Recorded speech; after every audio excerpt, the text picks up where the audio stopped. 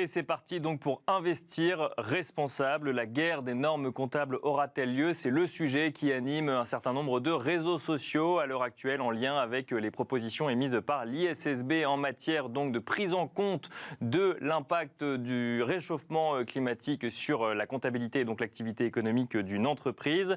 Ça n'est pas exactement la question que nous allons nous poser aujourd'hui. Nous allons plutôt faire un focus sur la double matérialité avec Nathalie Jiménez. Bonjour Nathalie Jiménez. Bonjour Nicolas. Vous êtes docteur en sciences de gestion affiliée à l'Executive Education de l'École des mines de Paris PSL, mais aussi présidente de Biconcern.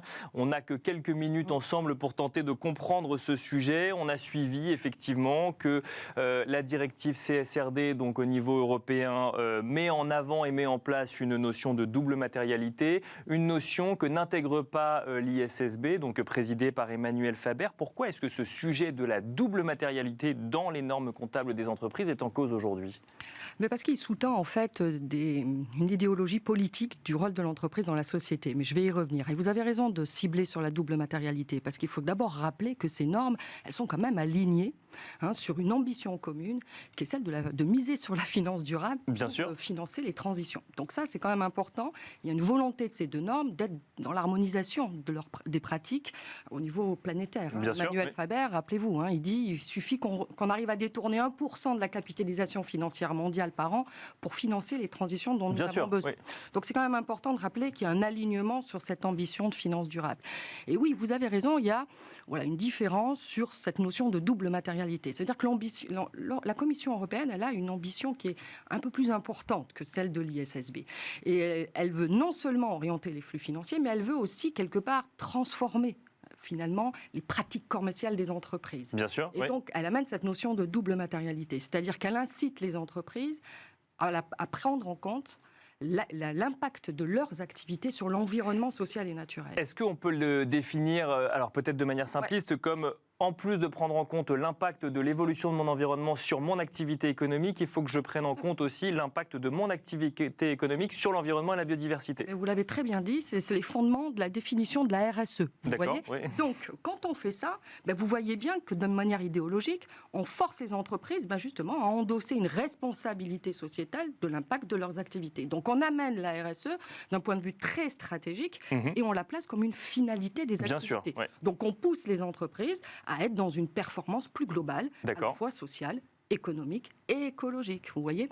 Alors que si on reste sur une matérialité plus financière, comme vous l'avez très bien dit, on va regarder les enjeux de durabilité et on va les évaluer au regard de la pression qu'ils exercent sur la seule performance financière. Donc vous faites de la RSE du business case, c'est-à-dire en gros vous ne changez pas la finalité des activités des entreprises, qui reste la seule performance financière. Et donc au niveau de l'entreprise, je ne change pas réellement ma façon de faire, ou en tout cas je regarde surtout quel est l'impact du changement de mon environnement sur mon activité à court, moyen ou long terme, c'est ça ? C'est ça, la crainte qui est idéologique encore une fois, qui re-questionne toujours. Vous savez, c'est un débat récurrent du rôle de l'entreprise dans la société. Vous savez, ça remonte à Henry Ford, donc 1920, c'est toujours les mêmes débats récurrents. C'est quoi la responsabilité sociale d'une entreprise ? Est-ce qu'elle doit aller au-delà de sa performance financière ou est-ce qu'elle doit prendre en considération son impact sur l'environnement social et naturel ? Donc c'est ça en fait. Mais vous savez, il faut se remettre dans le contexte américain. Emmanuel Faber, il est dans une norme internationale, à la différence des normes européennes, qui pousse donc une idéologie qui est très ambitieuse parce qu'elle pousse aussi cette volonté de transformer les entreprises. Pourquoi pas ? Mais Emmanuel Faber, il est dans une norme internationale et lui, il doit quand même chercher des compromis. Vous avez aux États-Unis... Et créer une sorte de référentiel unique. Oui, bien sûr. Et donc, si vous voulez, la recherche de compromis, c'est-à-dire que la vision européenne des affaires, vous savez bien qu'elle n'est pas dans une culture très libérale des affaires qu'on a quand même aux États-Unis. C'est l'inverse. Quand vous poussez des entreprises à publier des informations sociales et environnementales de l'impact de leurs activités, vous imaginez bien que vous créez de la transparence, plus de transparence. Vous imaginez bien que ce n'est pas du tout dans la culture américaine néolibérale des affaires. Juste au contraire. Bien sûr. On essaie d'éviter de publier des informations pour éviter que l'État mette le nez dans les affaires, pour attirer...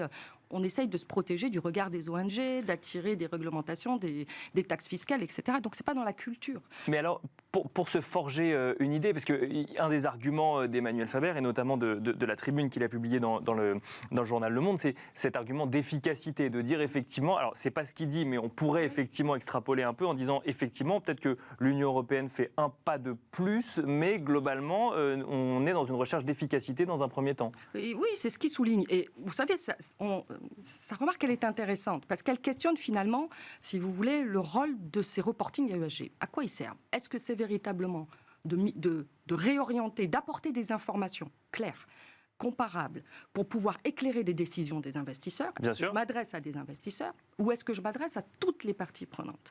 Vous voyez, des fois, on ne parle pas le même langage en fonction des parties prenantes. Donc lui, il dit, on a une urgence, c'est celle de s'adresser aux investisseurs, de réorienter. Mais encore une fois, c'est un pari qui est quand même important.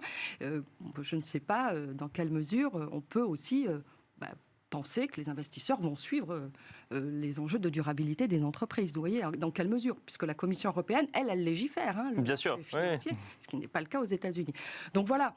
Donc on peut comprendre dans le contexte dans lequel s'inscrit l'ISSB, qui est dans l'IFRS de toute façon, on peut comprendre qu'il y a cette volonté de trouver un compromis.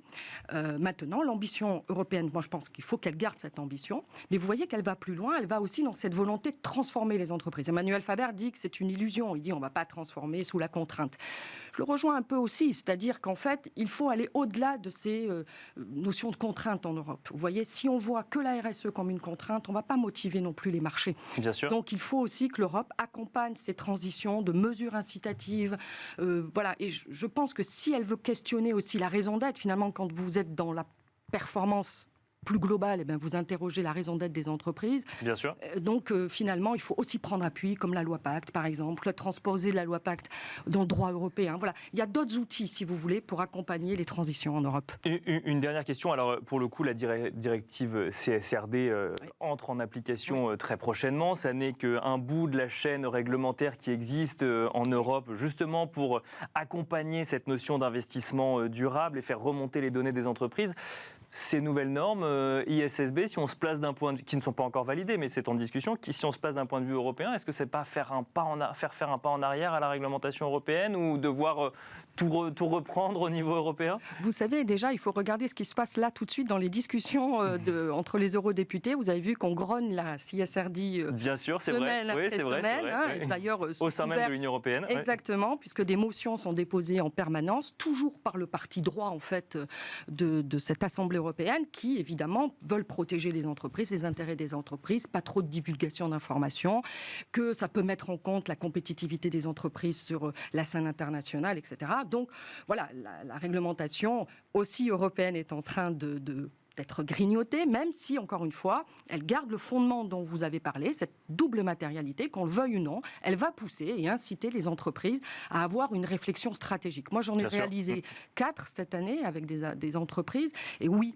si la question, c'est de dire que de réfléchir à une matérialité d'impact, ça amène la stratégie RSE au cœur de la réflexion stratégique des comités de direction, des conseils d'administration, la réponse est oui. Est-ce que ça va nourrir les reporting ESG, attirer la finance durable? Vous voyez, c'est encore une autre question, mais l'avenir nous le dira. Et on pourra en reparler ensemble sur le plateau de Smart Patrimoine.